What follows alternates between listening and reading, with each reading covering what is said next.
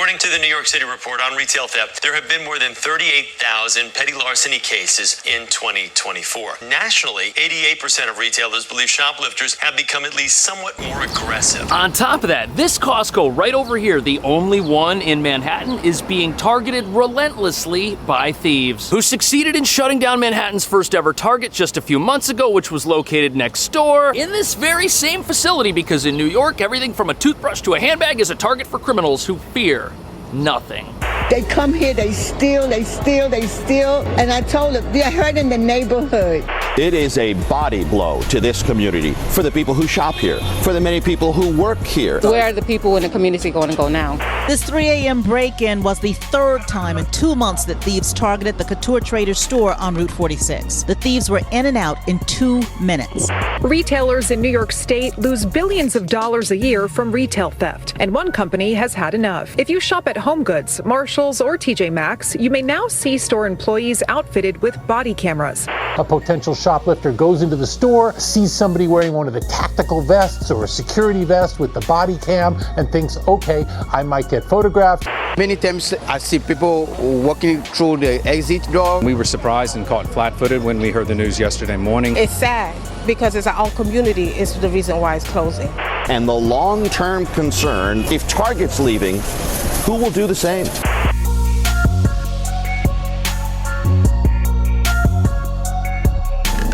So the only Costco in Manhattan has a secret shoplifting problem. But what nobody's talking about is that this very same neighborhood suffered a massive setback when the Target that was also in here closed just a few months ago, hurting the development of East Harlem, where over 100,000 people live in this small slice of Upper Manhattan, devoid of reliable public transit as there are very few subway lines, and which neighborhood proponents say doesn't have enough rich people or enough fancy tourist attractions to attract enough police to keep the stores up here safe. But even if we did have more police, New York's laws protect our criminals instead of prosecuting them. And for every criminal arrested for shoplifting, 10 more get released, charges dropped by a progressive justice system that would rather look for the root causes of crime instead of the criminals actively committing those very same crimes. But if that sounds ridiculous to you, this entire situation gets worse every single day, because today, shoplifting is now 35% higher than it was just 3 years ago. Which is why every time you go to buy anything, you'll find progressively more rows of progressive plexiglass, supposedly to deter criminals, which sadly don't seem to work anymore, as the thieves have realized New York's no consequences environment gives them plenty of time to break through in-store defense networks. Which brings us to the real reason the Costco in here now has a shoplifting problem. Since the Target is gone, the thieves have to target something else. And although Costco statistically has the lowest rates of in-store theft of any major retailer in the city, its highly touted memberships, security, brand loyalty, and even their incredible pizza may not be enough to stop this Costco from suffering the same fate as Target.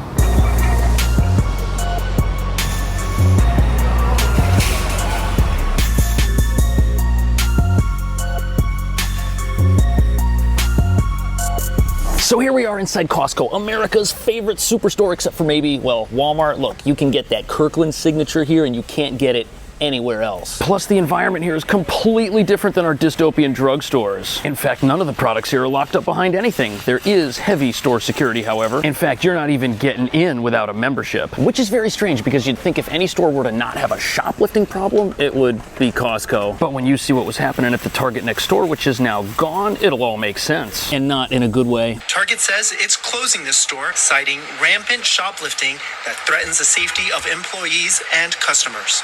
They come here, they steal, and I told them they're hurting. So, as you just heard, theft was rampant at the Target that was right next door to this place, and that's a problem at every store in New York. And we're not talking about Aladdin stealing a little Spam to feed himself. No, we're talking about retail theft rings stealing things they can resell to make profit. In fact, theft is so bad in New York, it now accounts for $4.4 billion of the state's economic activity, where you've got items being stolen from physical stores and then resold online or at physical locations throughout the city for prices that are so low the items immediately sell, giving thieves an immediate reason to return to the scene of the crime, which they were doing at Target. Now, at the time, experts were writing articles praising Costco for not falling victim to retail theft the same way their competitors were, because it's not just Target that's been closing locations. Walmart's been doing the same thing, along with Walgreens, CVS. Yet somehow Costco's been able to keep its theft numbers lower than 0.5% of inventory, which helps them keep their prices lower. But it just leaked that at this particular Costco, the theft level levels are surprisingly large, and the items being stolen are equally surprising. Just take a look at the stuff getting stolen here. Everything from vacuums to vitamins to paper towels. How are people stealing paper towels? Even the batteries here are way too large to easily sneak out of the store with, and all the items getting stolen are things that you can easily resell on the internet. And the crazy thing is that all the theft going on here was entirely predictable after we all saw what happened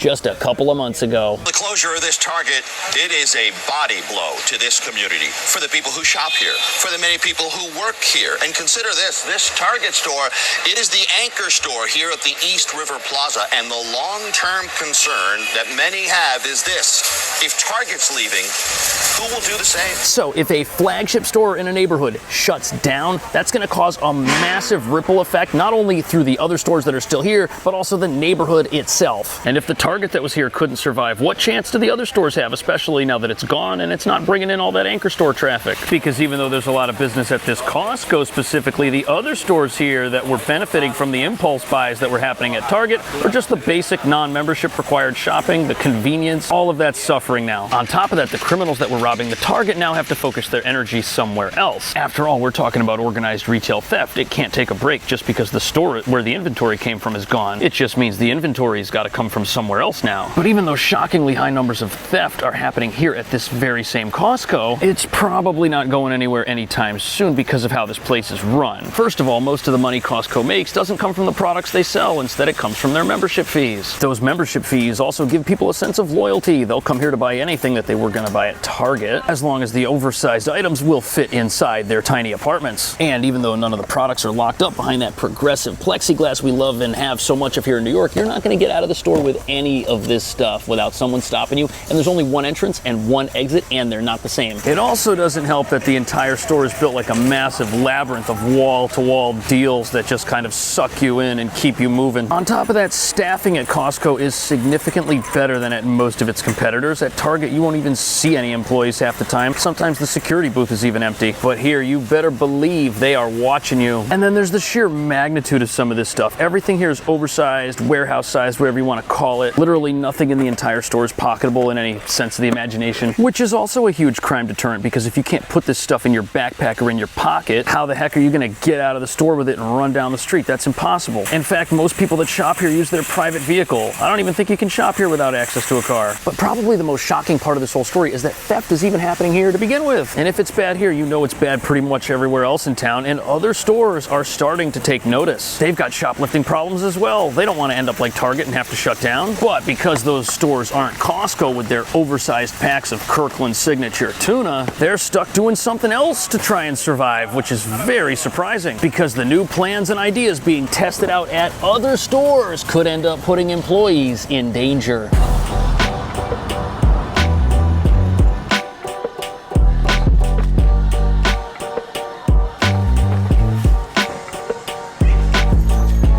So as you can imagine, no store in New York City is safe from rampant shoplifting, and TJ Maxx here, no exception. But apparently thieves have been so harsh on this place, they've had to take some very extreme measures to keep stuff in the store. But the problem is their new plan could be dangerous for employees. If you shop at HomeGoods, Marshalls, or TJ Maxx, you may now see store employees outfitted with body cameras. Parent company TJX says they've been rolled out in stores across the country. So that is a very unique idea. Apparently these are the same body scanner technology that the police use. And apparently what they're going to do is give you the same wide-angle police perspective that happens when you watch 60 Minutes. Think of a security camera not attached to your house, but attached to a person. But although the company's now going to roll these out at select locations across the country, local laws are really going to have the biggest impact on whether or not this is even effective, because in New York City, all of our laws call shoplifting a misdemeanor as long as it's under $1,000 worth of stuff. And as long as the shoplifter was peacefully using the force when they forced all of those items through their security boxes and out of the store, which automatically kind of makes this sound like an idea that will be of limited effectiveness, but hey, it's worth a shot. But there are other alarming aspects to having your employees strap on body cameras and follow people around the store that might be dangerous. Most stores have surveillance cameras, so they're capturing these images. To put an employee who is not necessarily trained to fight crime, like a police officer, in position of getting close to these, hoodlums, just to videotape them, seems like we're putting them at added risk. I think so, Chris. I think it's a risk that they're neither trained for nor should this burden be placed on them. They're not police officers. They're not private. So the analyst here has a good point. Store employees, they have enough to do with putting all of the items back on the shelves and keeping the store well running to put themselves at risk for Play-Doh. This new policy could end up making people's jobs more dangerous than they need to be. And the worst part about it is it's being done in response to a problem that this city should be dealing with. In fact, it might not be possible to have enough store security in the world to make up for the fact that the police force here can't do its job. Plus, we've already got reports of store employees being attacked by emboldened shoplifters who feel entitled to everything in the store, because in the crime economy, someone who stops you from stealing is stopping you from making a living and providing for your family, which is just not something criminals find acceptable. And if you're wondering, this is also the reason why stores like Macy's now have a bike cable with tripwire roping through their jackets to keep them from walking out of the store and selling themselves on Amazon, and why at pretty much every store in town you'll find items behind lock and key in some manner. Yet nonetheless, stores think there is going to be some value in equipping their employees with body cameras. Body cameras are currently used by certain loss prevention associates who have gone through thorough training on how to use the cameras effectively in their roles. Body cameras are just one of the many ways that we work to support a safe store environment. Some think it's a good move. It's utilizing the technology. Yeah, I do. I think this is a great idea as long as nobody gets hurt. But how do we know that that's going to be the case? How do we know everybody who wears a body camera isn't going to be at risk? But it's at least somewhat relieving to see that the cameras won't be strapped to every employee. Instead, it's the kind of thing that only the store loss prevention employees will be armed with cameras, which means at least we're talking about arming people with these things who have the presumed training to be able to use them effectively, and also not to get themselves into some sort of altercation with people who are stealing the things in the store. Also, New York City just passed a law where it's now illegal to assault a store employee. That makes your peaceful shoplifting spree a violent one, and now it's a felony. And there's a chance that these new rules could actually help protect employees who end up encountering somebody who might decide that they would get violent if it weren't for the cameras. For example, if the crooks are on camera attacking store employees, this could help get a conviction, which would hopefully get that criminal slapped with an ankle monitor instead of all the shoes in the store. He says it can help upgrade a theft charge to robbery if the footage shows the suspect using force to shoplift. It might deter it if the district attorneys are willing to prosecute. There's always that catch, right? Because we find them, we lock them up, and then their release, it's going to be a fail. Yeah, so that's kind of a big deal since our district attorney, who usually is the one pressing the charges, has a habit of downgrading felonies to misdemeanors, except for one recent high-profile case. But other than that, most criminals get their charges either downgraded or dropped, or both. Now, our district attorney says this is often done to free up the court's time to go after more important criminals. But this brings us to the real reason we've got an out-of-control shoplifting problem in this city, and why it isn't just stores like Target that are in danger of shutting down. If no one's willing to go after the criminals who are stealing things, what chance do we have of stopping crime? And if nobody's willing to hunt down the criminals who keep breaking the law, won't they just keep doing it? What's their reason for stopping? And how effective are our new laws going to be if they won't stop people from going into stores and stealing whatever they want? Well, there's no dancing around the fact that the answers to these questions are not exactly encouraging.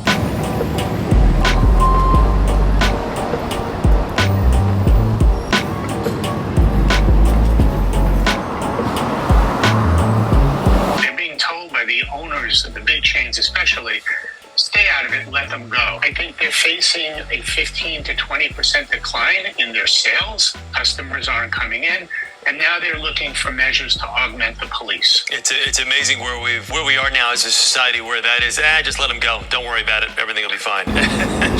Honestly, the situation here is so sad. Shoplifting is literally shutting down businesses and destroying our neighborhoods. As mentioned, TJ Maxx already losing customers, probably because as operating costs go up, they've got to jack up their prices to still make money, which they then have to do a second time after the stuff inside the store gets stolen and sold somewhere that's not the store that paid for that stuff. Which is probably why less people can shop at the stores. They're just too expensive for people who are already struggling with insane rents and grocery prices in this city. But it gets worse because these theft rings, they're not just removing items from the store that the store needs to sell to stay open. No, they're then creating a competitor, a low-cost competitor, because they can resell that item on the internet or at another physical store here in the city with basically no minimum because it's all profit. And this is no exaggeration. A local cosmetic store was doubling as a fencing operation, reselling things that had been looted from Macy's. And think about that. How long is a store like Macy's going to even be able to stay open if people steal the things inside the store and sell them elsewhere for less? Who's even going to shop there? It also doesn't help that the cosmetics fencing operation had a physical location, kind of like this one right here, right on the side of the street, where customers would just walk in and think they were making a legitimate legitimate purchase. But this doesn't just happen in shady little stores on the side of the street in New York. In fact, many times when we buy things on the internet, they're much cheaper for a reason. A reason called rampant retail theft. It's true, a lot of those little stores on Amazon, eBay, they're where this stuff ends up. But when we see an expensive name brand item for half the price of what it sells for in a store, we assume that that's just because this is an online business. They don't have the same types of overhead a place like Macy's does. And while that's true, there's a reason the things you buy at Walgreens cost as much as they do. Yes, having a store is part of the problem. But you've got to remember, the manufacturers of all of these name brand products, they've got a minimum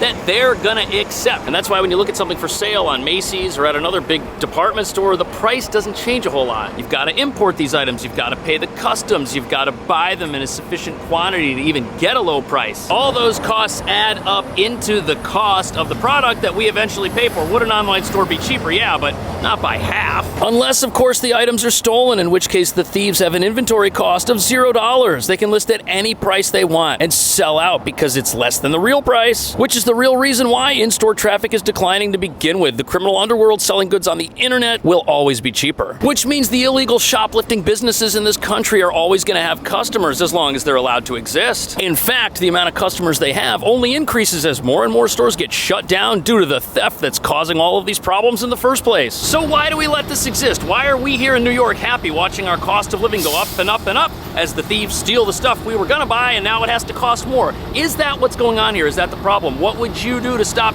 shoplifting here in New York? Would you lock up the criminals or would you lock up the deodorant just so nobody's feelings get hurt? Thanks for watching. I'll see you in the next video.